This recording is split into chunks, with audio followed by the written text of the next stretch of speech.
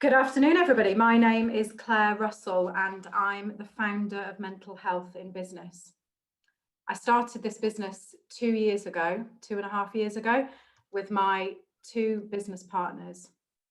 And the reason that I started this business was several years earlier, I experienced a pretty catastrophic breakdown. I was working at the time, I was the managing director of an insurance business at the time. And going through that experience really put the spotlight for me on how little awareness there was at that point in the working world, particularly around mental health. And it got me really interested in this whole mental health piece. So I went on to retrain. I also became a volunteer listener with the Samaritans. And then a bit further down the line, I set up this business.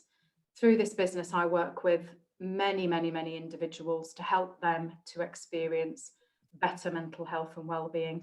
And also we work with businesses to help them to create healthier mental health cultures.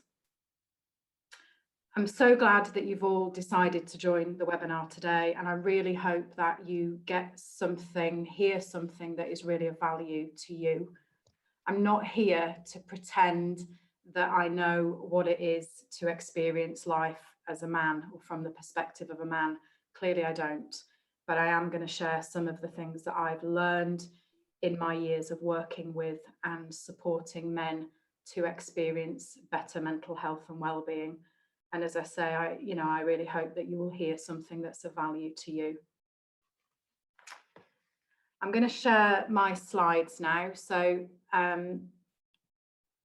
bear with me 1 second while I do that.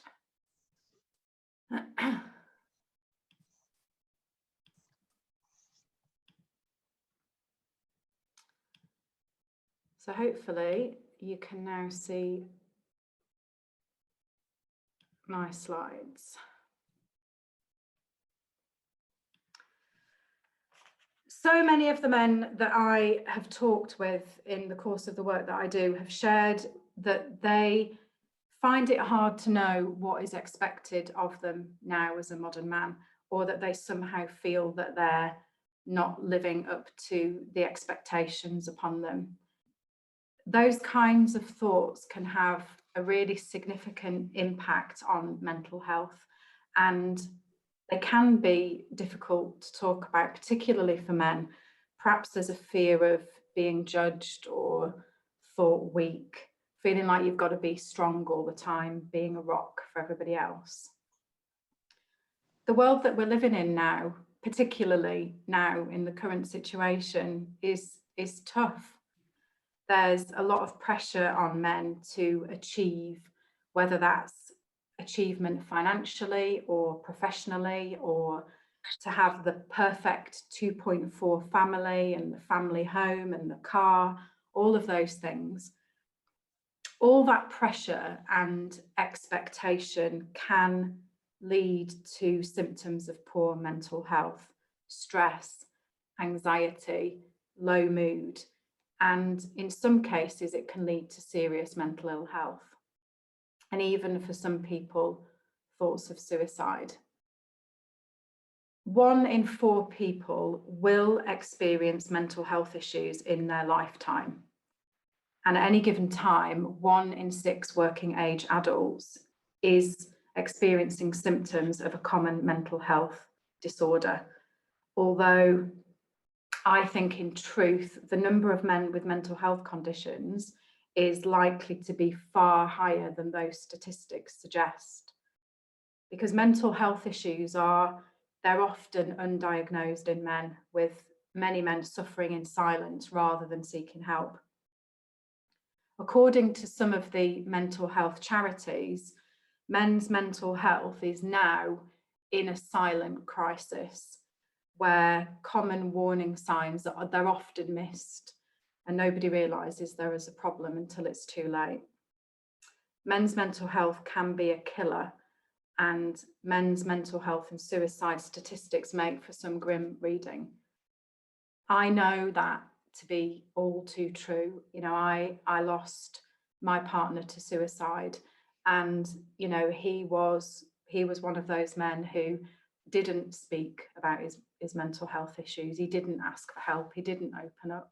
So, you know, I know that to be all too true. The Samaritans have identified 6 key themes in the rise of suicides in the middle-aged group of men. Male personality traits can interact with factors such as deprivation, unemployment, social disconnection, and triggering events like relationship breakdowns or job loss to increase the risk of suicide. Macho behaviour. Men often respond to stress by taking risks, by misusing drugs and alcohol. Relationship breakdowns. Marriage breakdown is way more likely to lead men to suicide than it is for women. Midlife crisis. Middle-aged men are currently experiencing more mental health issues and unhappiness than their younger and older counterparts. Inability or disinclination to speak about emotions. Men are much less likely than women to have a positive view of counselling or therapy, and they'll only tend to access those when they're at a real crisis point. And then finally, this is the 6th of those key themes that the Samaritans have identified, socio-economic factors. So unemployed people are 2 or 3 times more likely to die by suicide than those who are working. In this workshop, we're going to look at some of the fundamentals of good mental health. So not focusing on all of those negative things, but actually focusing on the fundamentals of good mental health in a way that supports you as a man to feel better, to feel on purpose, and to thrive at work and at home. Who doesn't want to be a leader in their own life? You know, you don't have to be a business leader. You know, all of us are leaders in our life in some way, whether that's, you know, in our families or in our workplaces or in our friendship circles. So be that leader, find your innate well-being and enjoy good mental health as a modern man. These are some of the key themes that we're going to look at today. Understanding what areas you want to improve in your life. Direction and purpose. Responsibility. Routines and healthy habits. Prioritizing. And finally, being courageous.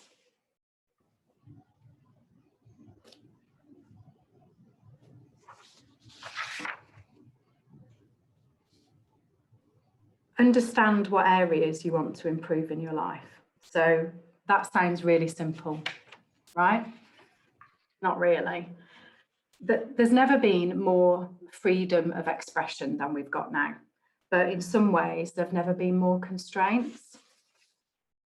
In a society that increasingly embraces diversity and individuality, the opportunity for men to be whoever they want to be has never been greater. But many men that I speak to say that they feel weighed down by expectations of how they should act, expectations of how they should be. And balancing those different expectations, so societal expectations, the expectations that your family might have of you, and then your self-expectation, that's leading to a lot of confusion and unease for a lot of men.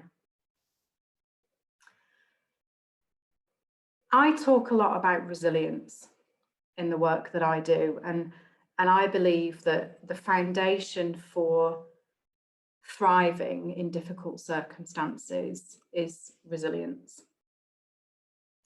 I believe that we can all develop resilience in ourselves and also in other people by focusing on some key aspects of who we all are. It's inevitable in life, you know, we're human beings. It's inevitable in life that we're going to encounter some difficulties, whether that's bereavement or loss, physical health problems, financial pressure, relationship breakdowns. You know, all of those things are facts of life. They're all part of the human experience. And having a resilient mindset means that when we do encounter those difficult things, when we encounter those challenges, it means that we're able to overcome them, we're able to bounce back. We don't get stuck in those difficult experiences, and we might even find a purpose in them. You know, sometimes you experience something that at the time feels like the most horrendous thing to go through, and yet we later realize that actually there was a real purpose in what we've been through. We use a really powerful tool with our clients called the 5 Pillars of Resilience. And it looks at 5 key areas that we think are really fundamental to our resilience and fundamental to developing that resilience. Like, resilience it's like a muscle, you know, it's something that you can develop and grow and make stronger. And ultimately that really supports your overall well-being. So when we're talking about the areas of your life that you want to improve, I think actually using the resilience tool that I'm going to show you in a second, I actually think that's a really good place to start. So we're going to have a little look at it. It's called the 5 Pillars of Resilience. We will send you, everybody that's on the live session and watches the recording, we will send you the slides, because then you've got the kind of the visuals that we use. And I'm going to show you the visual for the 5 Pillars of Resilience in just a second. But before we do, I just wanted to pose a question to you, partly because I don't think you just want to sit and hear me talk at you for the whole time, but also I'm really interested to hear what you think. What do you think are some of those things that are really fundamental to helping us be resilient, so to helping you as men to be and become more resilient? So if you've got any ideas, then drop them in the chat box now, and I'll ask Steve in a second to unmute himself, and he'll just feed back some of the things that appear in the chat box.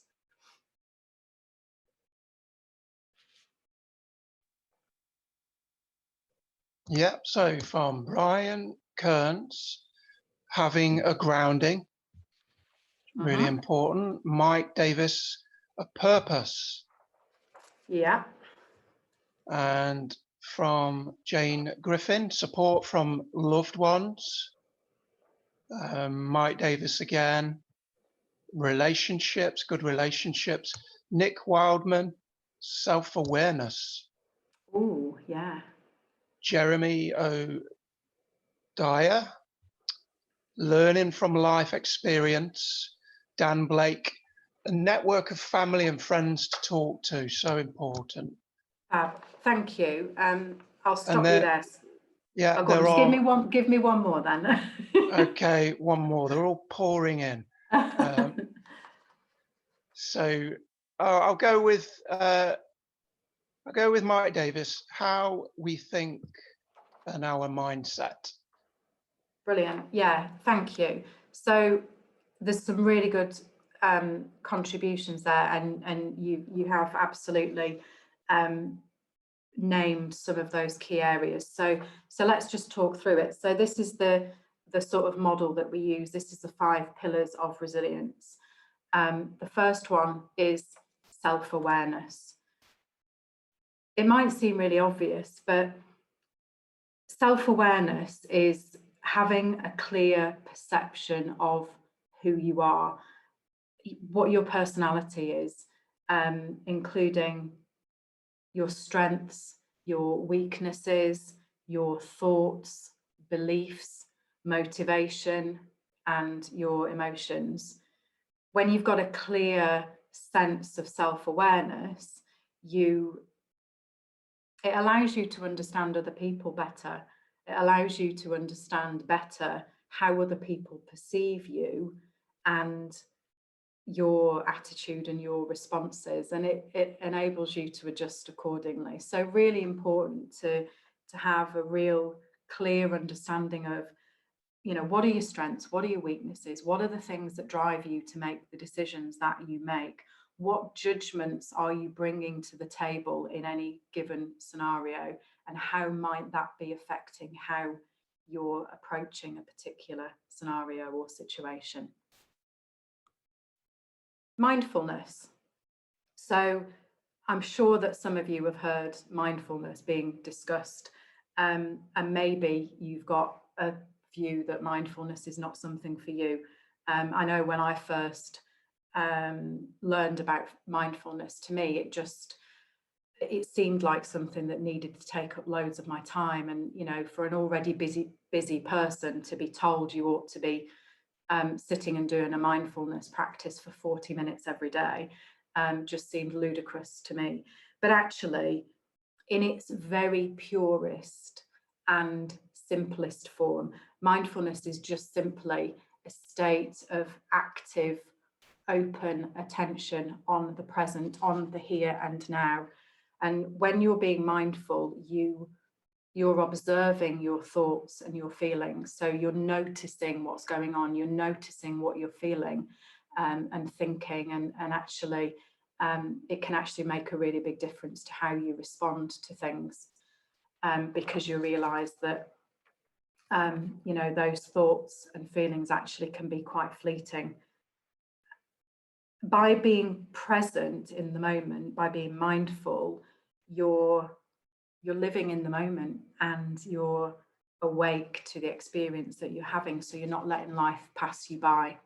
And you know, that really does make a big difference to how you feel. So the third pillar of resilience is self-care. And you know, I don't know what that conjures up in your mind when you think of the term self-care. For me, it always makes me think of spa days, but perhaps that's not what comes to mind for you. Self-care is unique and it can be understood in many different ways. In its simplest form, it just means whatever we need to do for ourselves to enable us to function effectively in the world and to meet the challenges that come our way, and to have energy and vitality and confidence. Self-care it's very personal.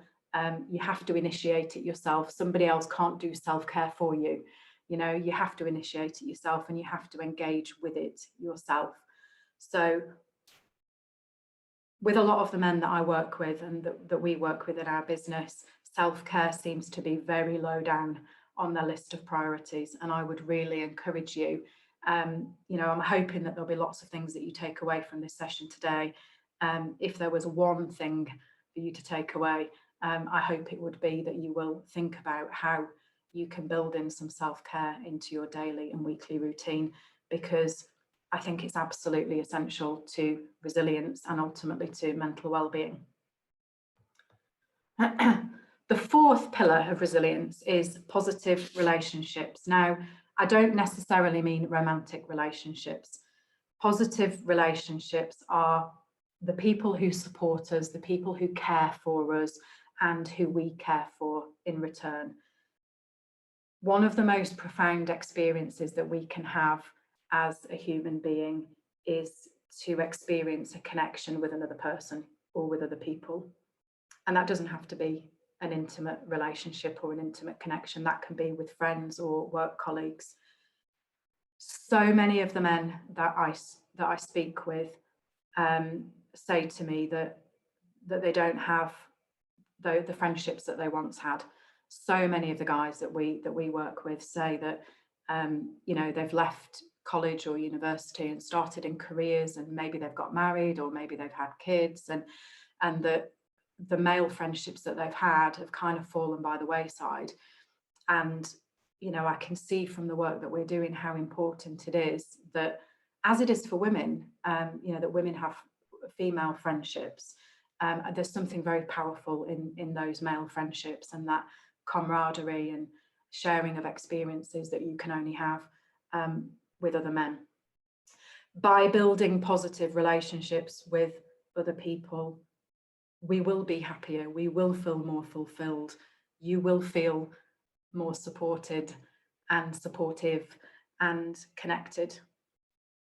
Positive relationships help us to feel healthier and happier and more satisfied with life.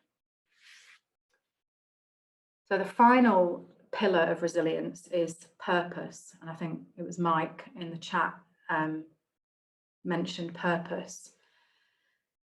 Purpose is, we get our purpose in different ways and from different things. And actually, I'm going to talk a bit more about purpose in the next section. But purpose is a recognition that we belong to something bigger, that we are part of something greater than ourselves. And having a sense of purpose helps to shape our mindset and the attitude that we have towards other people and the events that we experience. Some people find purpose in their work, and some people find it elsewhere. So in hobbies, family, creativity, art, voluntary work.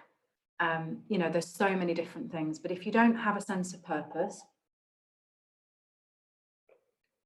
it doesn't need to come from the work that you do. It can come from somewhere else, but if you don't feel that you have that sense of purpose, then maybe that's one of the things that you want to take away from this session and put some thought into. Hopefully, by giving thought to each of those areas, you'll identify one or maybe more than one area that you'd like to focus on improving, and that will help to contribute to your mental health and well-being.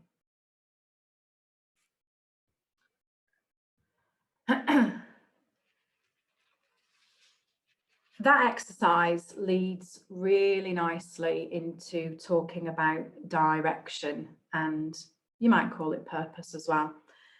Not having a clear sense of direction or purpose in life, for men, it can lead to stagnation, midlife crisis, frustration, and poor mental health.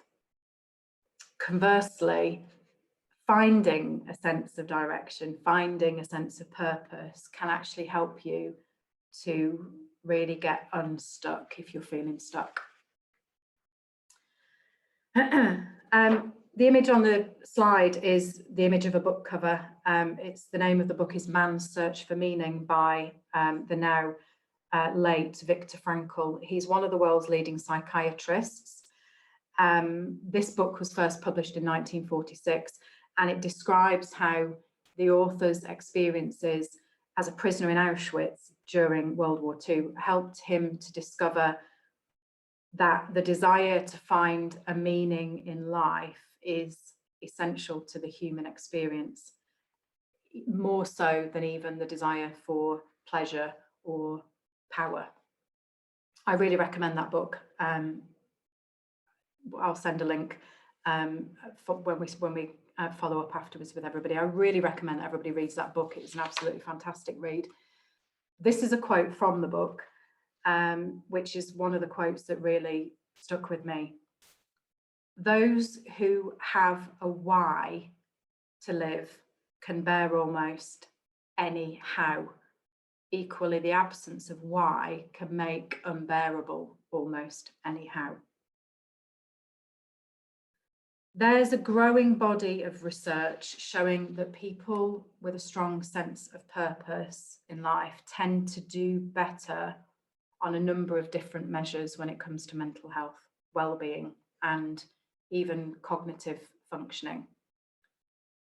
Several studies also show that people with a higher purpose in life tend to engage in healthier behaviours and activities like exercising more or participating in preventative health services, that kind of thing, which obviously results in better health overall, not just mental and emotional health, but better health overall. According to the most recent research, there are 4 key factors which are found to promote that sense of meaning, so giving life meaning, or that sense of purpose in life. So again, I'm going to put this to you all as a question. What do you think those factors might be? So there are 4 key factors, or 4 key things, or 4 key areas that promote that sense of meaning in life, so makes life meaningful or gives a sort of sense of purpose in life. What do you think they might be? Drop some ideas into the chat and I'll ask Steve to unmute himself and let me know what's coming in.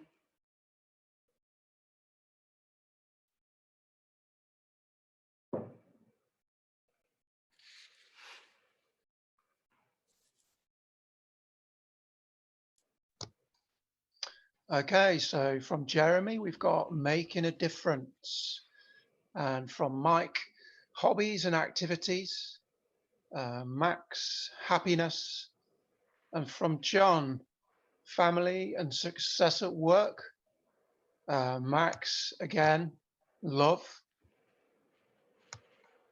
Yeah, some really good ones. Andrew, random acts of kindness. Nick, Nice. passion. And Mike, again, diet or physical health. Yeah, just one more, Steve. One more, so one more. Andy Wolf. Hi, Andy. Balance. Awesome, thank you. And another one, one last one. Some great ones from Stuart, having a focus. Brilliant. Yeah, so brilliant. You've kind of covered them all really in the things that you suggested. So physical and mental well-being. So taking care of our body and our mind, using stress reduction techniques, building mental resilience. So looking after your physical and mental well-being. That sense of belonging and recognition, you know, we all want to feel as though we belong. We all want to feel as though we're part of something. That feeling of kind of being valued, feeling that our contribution, whether it's our contribution in our personal life or the contribution that we make to our workplace or our business, feeling that that's valued and feeling validated.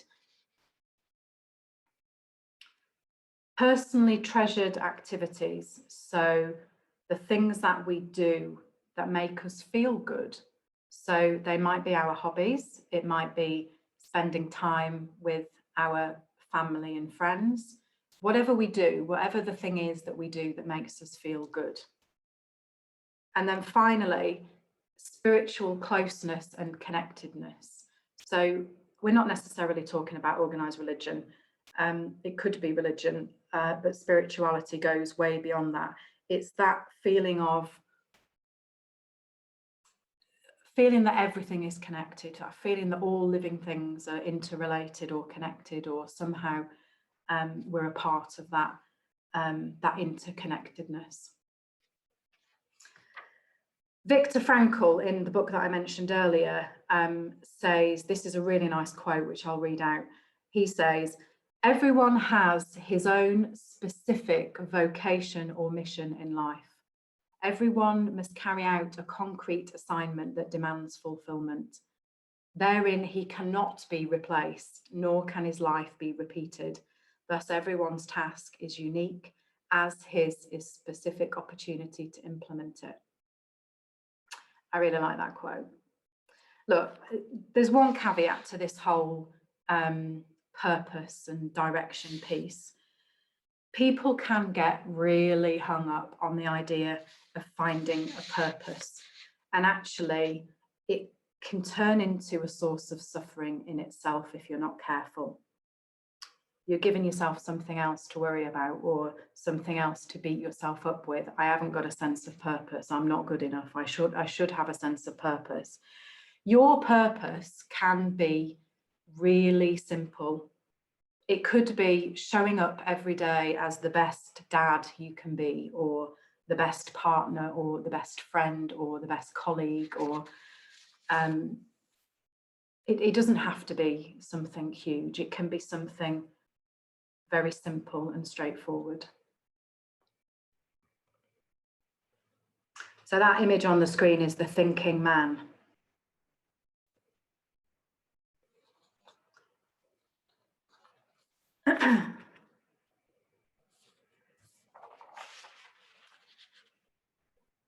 We're going to look at taking responsibility. So being the owner of your life and taking responsibility for your well-being. Taking control of our own thoughts and behaviours it's key to protecting our mental health and well-being. If we don't, then we end up feeling like we are bystanders in our own lives, waiting for things to happen to us instead of taking control of them. One of the central principles of cognitive behavioural therapy, which is a commonly used therapy to treat, in particular, anxiety, is the belief that it's not the external events that causes us the problem, it's our interpretation of them. That way of thinking is really empowering because it returns the power to you, the individual. It gives you control over how you experience and respond to external events rather than being a passive victim to them. It's known as having a strong internal locus of control. External events include other people's behaviour.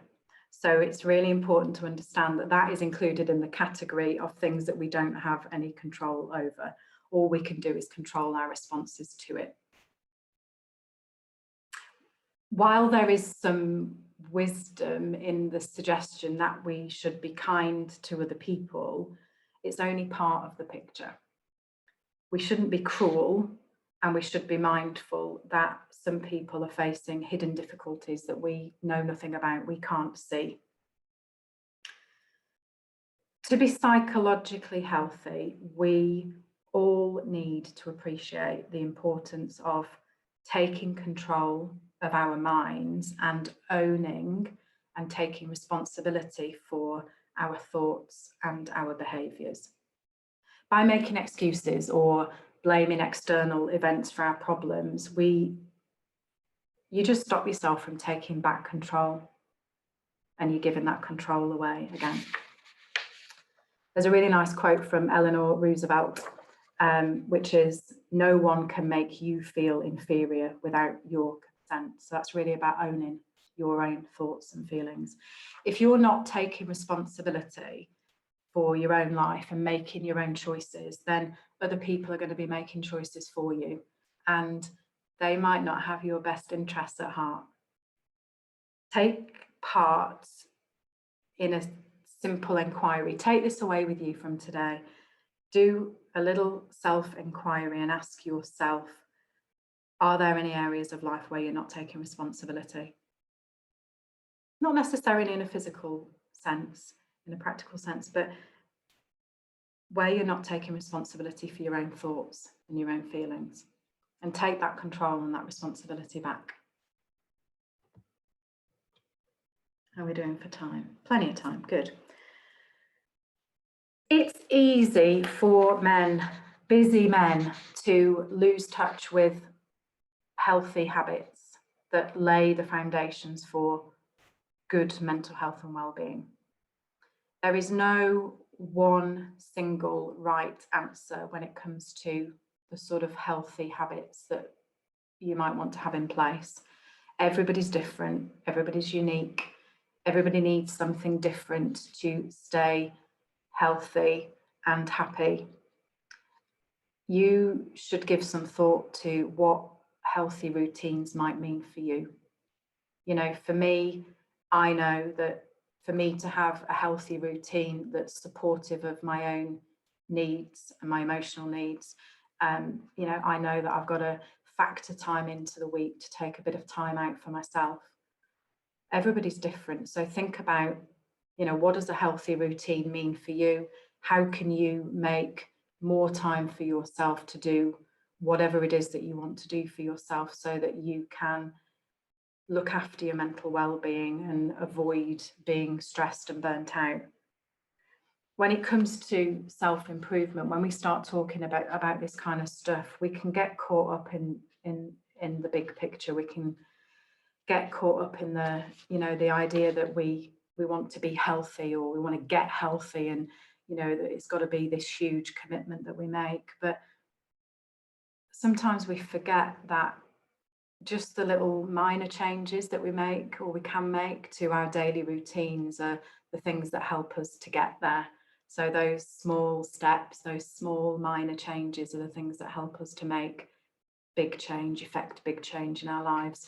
When it comes to mental health, sometimes those small, manageable changes, actually, they can have the biggest impact. So let's look at some of the things that you could start building into your daily or weekly routine to help boost your mental health. Some of these things are obvious, but sometimes we need, you know, we need the obvious stating just to get us to think about some of the things that we could be doing differently. So here are 10 things. It's not exhaustive. There are, of course, other things, but these are some of the key areas that I think, if you have a focus on some of these areas, then you're going to be building in some healthy habits into your routine, which has got to be a good thing. So firstly, work-life balance. It is incredibly easy in the current circumstances particularly, but just in this world that we live in now, you know, we've got this always on culture. Our devices are ever present. You know, we never really shut down on work. We never really switch off, because it's just there at our fingertips all the time. Make sure that you've got some delineation between your work life and your home life. Switch off. So I've introduced a device curfew into my life. It's not going so well with my kids, because they're obviously, their devices are actually glued apparently into their hands now. But I've built a curfew on devices in for myself. So my phone goes out of sight and out of reach at 8:30 in the evening. I'm not going to be answering work emails unless it's a very exceptional circumstance after that time. So think about, how can you have that delineation? How can you create that space for yourself and that better balance between work life and home life? Exercise. Everybody knows that exercise is good for us, or for most of us, it's good for us to some degree. You know, we don't have to run marathons. We don't have to, you know, become world champion bodybuilders. But it's just about finding the right thing for you. You know, it keeps us physically healthy. It also improves brain function. It increases endorphins. It helps to reduce symptoms of anxiety and depression. There's loads of studies that have shown that now, that doing some physical exercise really does help to reduce the symptoms of anxiety and depression. You don't have to be doing loads, you know, 20 minutes a day of some form of exercise that you like, and that can just be walking. You know, it will have a positive impact on how you feel, not just physically, but emotionally and mentally as well. Socialize. Studies have shown that people that have strong ties with friends, family, their community, are happier and they live longer than people that don't. So people that are lacking in social connections are at a higher risk of depression and cognitive decline over time. So make an effort to spend time with the people that you enjoy spending time with outside of work. Get outside. You don't have to be outdoorsy. You don't have to climb mountains. You know, just short periods outside. We're all working from home at the moment. And I'm really good at telling everybody else to do this stuff, and then I sit at my desk for hours and don't take a break. But get outside for a little walk at lunchtime. It can help to boost serotonin levels. It improves mood. You know, just helps to make you feel better. Meditate. Now, I mentioned about mindfulness earlier. I did do a mindfulness. There's different forms of mindfulness and different forms of meditation. I did a mindfulness course probably a couple of years ago now, and I nearly fell out, nearly had a serious argument with the guy that ran the course, because he was absolutely adamant that I had to meditate for 40 minutes every single day. And I was like, are you completely mad? Have you got any idea how busy I am? I have not got time to meditate for 40 minutes. You don't have to meditate for 40 minutes. You know, meditation can take many forms. Simply sitting quietly for 5 minutes and taking a few deep breaths will have a positive impact, and it can be enough to calm a racing mind or a racing heart if you're prone to feelings of anxiety. Just that 5 minutes can make a big difference. You don't have to be a master of Zen to get the benefits. Laugh. Everybody loves a good laugh. When you laugh, it releases feel-good chemicals in the brain. It doesn't just make you feel good, it reduces stress, it improves short-term memory, it increases your ability to learn. So many positive impacts of having a good laugh. So watch some comedy, listen to some funny podcasts, you know, whatever it is that is going to raise a smile for you. But, you know, find a way to have a good laugh with your friends, or find something that's going to make you laugh.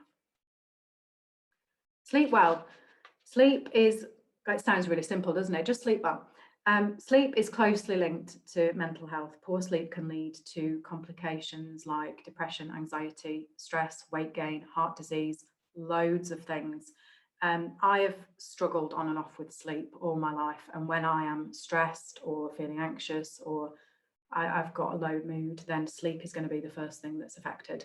So, you know, make it a priority.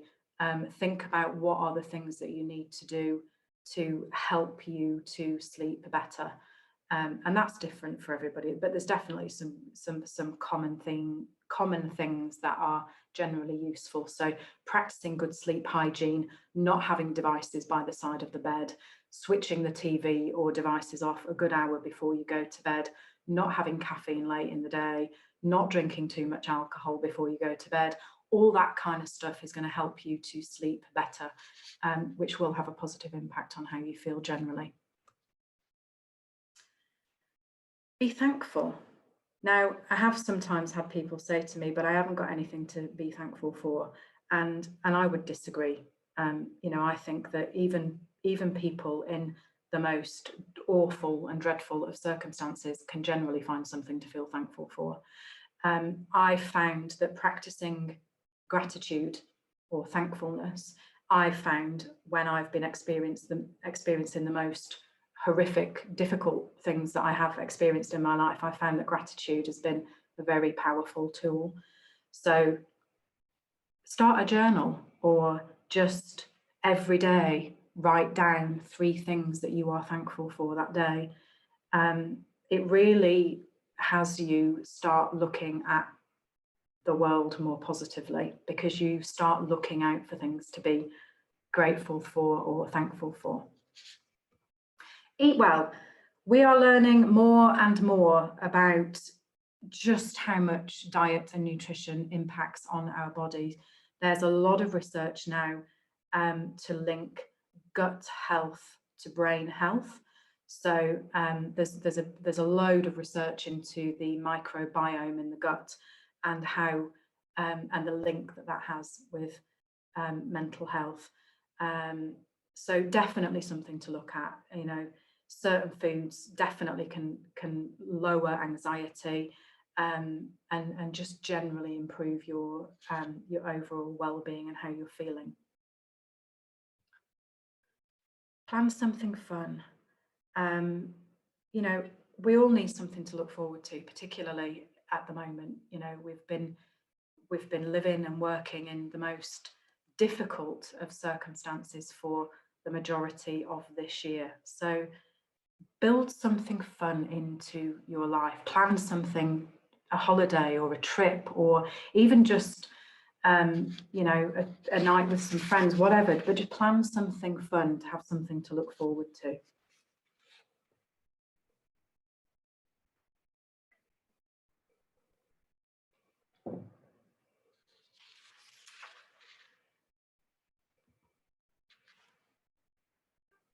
Start thinking about what's most important to you.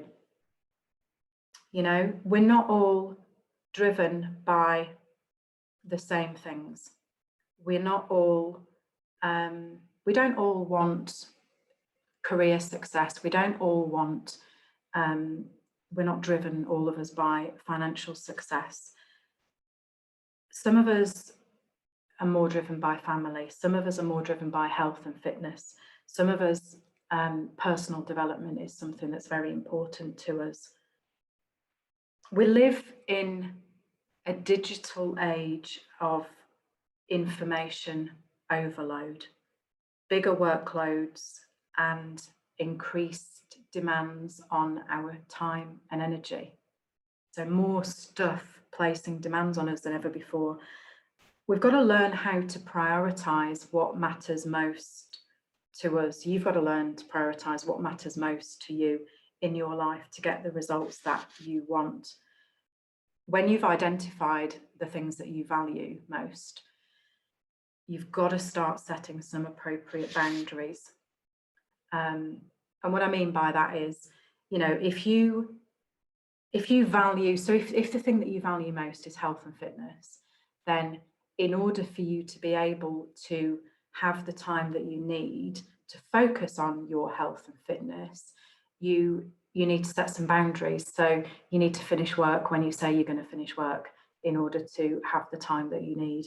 You need to set boundaries within your family as well, in your personal life. You need to carve out the time for yourself to spend it on the things that are important to you. Now, I have that conversation time and time again with people, and they say, but isn't that selfish? Isn't it selfish of me to want to create time for myself? And I don't think it is. You know, I think it's self-care. You know, I think if you don't create that time for yourself to do the things that you want and need to do to feel healthy and happy, then you're not going to show up as the best version of yourself for the people that you love and within your business or workplace. So no, I don't think it's selfish.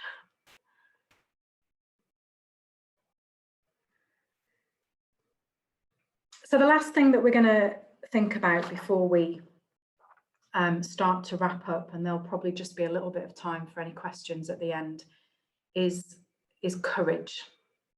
Now, I talk a lot about courage in the talks that I do and the work that I do with the one-to-one coaching clients that I work with. Facing up to your challenges, asking for help, talking about how you feel, effecting change, doing everything that we've talked about today, all takes courage. Maybe that sounds a bit dramatic, but it's true. So here's why. Courage requires vulnerability. You can't be courageous if you're not willing to be vulnerable. You can't be courageous if you're not willing to be vulnerable. One of my favourite speakers on the topic of courage is Brené Brown. She has an awesome film on Netflix called The Call to Courage. And if you haven't seen it, I highly recommend that you do. I've got it saved and I watch it on a regular basis. It's about an hour and 15 minutes long. It's called The Call to Courage. And it totally changed the way that I view courage and vulnerability and the approach that I take to discussing those things within the business environment, particularly. In it, she talks about vulnerability, and she says vulnerability equals uncertainty, risk, and emotional exposure. There is no courage without vulnerability.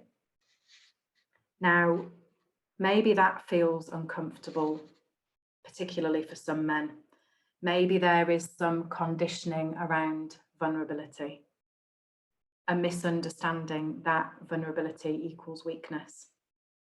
It doesn't. Vulnerability takes strength and conviction and courage. You can't fake courage. You can't pretend to be courageous. You just are. Courage is often attributed as a masculine trait. And like resilience, I think you can think about it like a muscle which you can strengthen by practice, by repetition.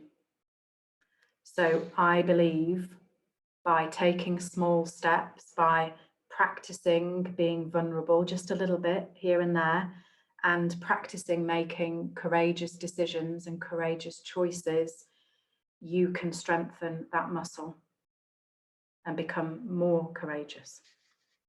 I'm not going to ask anybody to share anything because it's quite personal, but I do invite you to take that thought away with you and to think about how you can begin practicing courage in your own life. That's the quote from Brené Brown. So the film on Netflix is The Call to Courage, and I would highly recommend that you get that on Netflix and set aside, it's an hour and 15 minutes, set aside a bit of time and watch it because it's seriously good. So a quick recap on the things that we have covered today.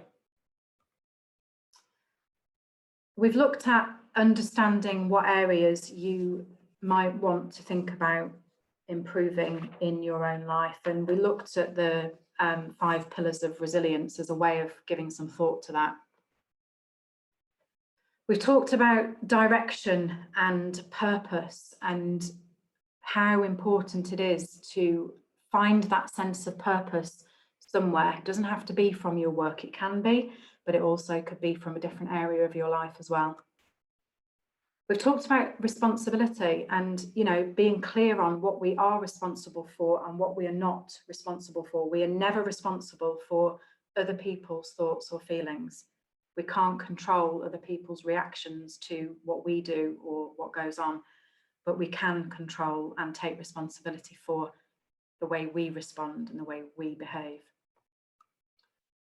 We've looked at routines and healthy habits, and that's different for everybody, but having some routine, having a daily or a weekly routine into which we've built some healthy habits is very important and incredibly powerful when it comes to mental health and well-being. Prioritizing, so get clear on what is most important to you, get clear on what you value the most, and make sure that you create the time in your life for it. So that means telling your family, I've got this time that's mine, I'm going to carve out an hour on a Saturday afternoon or whatever it is, and that's my time to do this thing that I want to do for myself. It's so important that you make that time for yourself.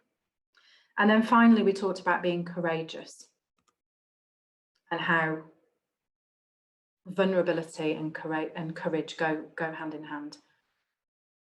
And vulnerability is not weakness.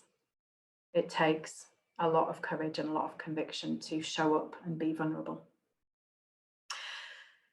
There'll be time for some questions at the end before we get to that. So I hope that you've all heard something that you can take away from this session that's valuable to you. I hope that there'll be something that you've heard that you can take away and use in your life to help you to experience better mental health and well-being. There will be a recording of the session. So by the time you get off this live session, hopefully, if my IT guys have got it right, then there'll be an email in your inbox with details of how to get hold of the recording.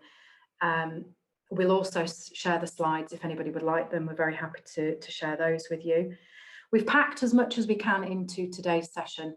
I could do a whole day workshop on this stuff, and it's a case of condensing some useful, powerful, valuable stuff into the time that we've got.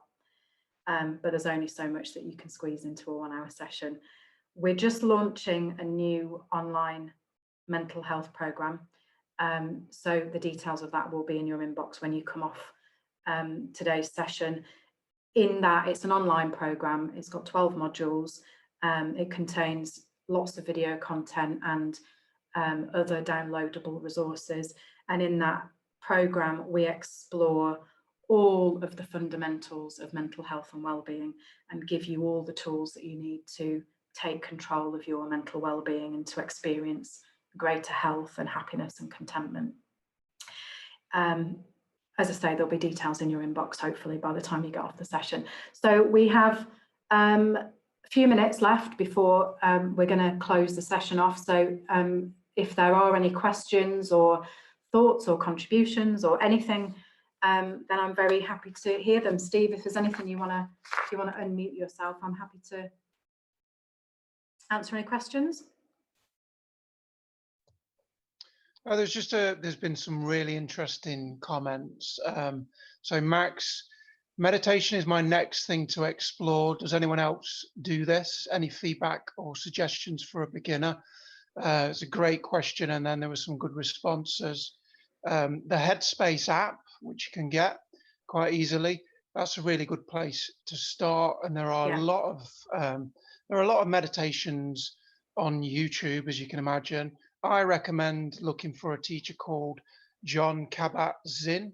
I've just put his name in the chat as well, because it's a bit of a weird spelling. He brought mindfulness kind of into the mainstream, and he's a really good teacher, somebody who I recommend. I'm just looking for anything else.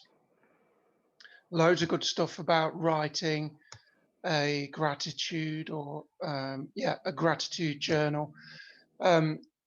Just as a point there, I tend to, rather than write, I tend to just recite 3 things that I'm grateful for when I wake up in the morning and when I go to bed at night. That really does work for me. I find that doing that first thing in the morning is really powerful because it sets you off on the right foot for the day.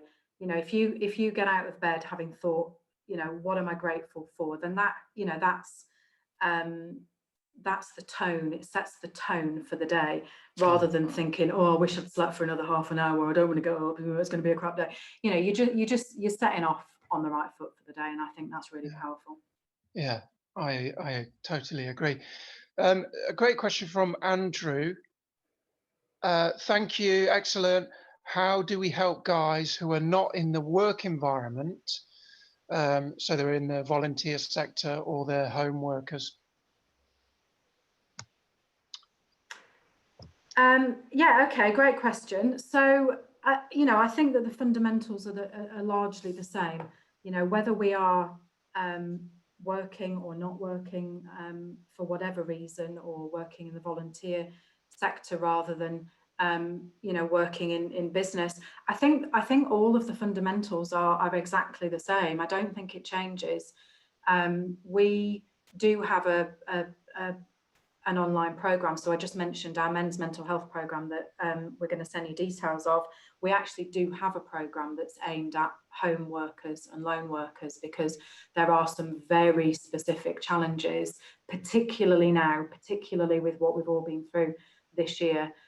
There are some very specific challenges that are leading to some specific issues and problems for people that are lone workers and home workers. So we do have a program which we can share details of as well. Okay. So we're kind of at the time that we need to wrap the session up, really. I would love to sit here and chat and receive any of the questions. Do you have one more thing that you want to pick out, Steve? I'm just checking this out now. There's loads of really nice comments thanking us for the presentation, which is great. I can't really see anything at the moment.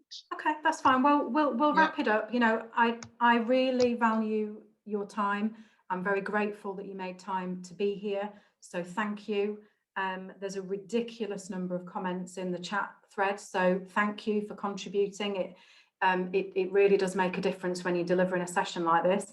I hope that you've taken something away from this that's of value to you. We will send you the recording and the slides if you would like them. And feel free to connect with me on LinkedIn if you're not already, and get in touch if you'd like to chat about anything. So we're going to close the meeting off now. Thank you. Thanks for being here, and yeah, keep in touch, connect with me if you'd like to. Thank you. Brilliant. Thank you. Take care, guys. Bye-bye.